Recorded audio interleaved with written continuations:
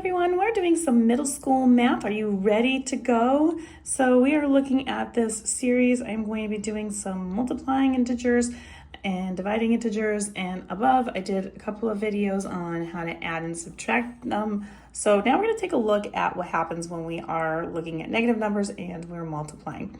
So when we're looking at these, if you have, this is kind of a situation where, like, if I'm looking at this negative number here, with the rules for multiplying and dividing, if your signs are the same, then your answer is going to be a positive answer. If your signs are not the same, then you're going to end up with a negative number.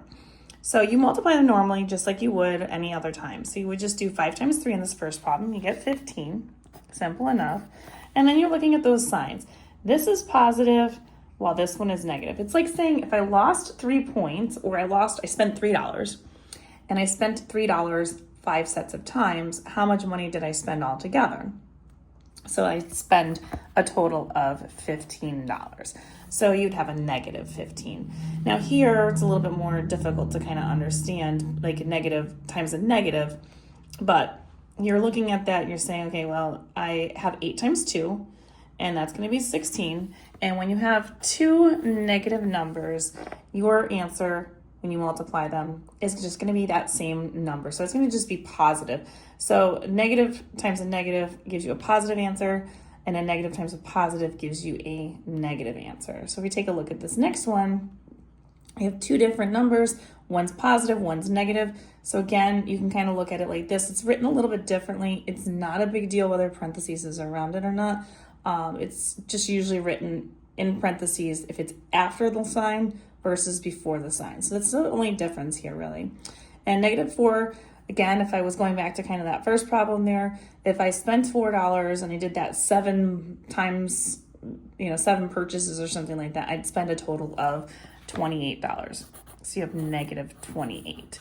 So again, the rule with multiplying as well as dividing, which you'll see down here, is that if your signs are the same, you're going to have a positive number. You just do them either dividing or multiplying, same as normal.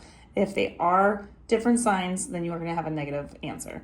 So if we take a look at the 18 divided by negative 6, it's like, again, you're just dividing 18 divided by negative 6. So 18 divided by 6 would be 3. Because one's positive, one's negative, we throw a negative in front of there.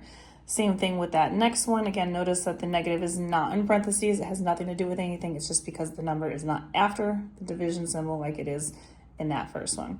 Negative divided by negative, so signs are the same here, so we're going to keep it positive and just do 24 divided by 4, which is a positive 6. And then that last one, signs are different, negative and a positive, so it's going to be a negative answer. And then we just do 30 divided by 5, which is a negative 6. And if you want more questions like these, as well as these ones up here, you're going to find them in my YouTube, Instagram, and TikTok at YouWantAlgebra. All of them are located in a new playlist called Are You Ready for Middle School?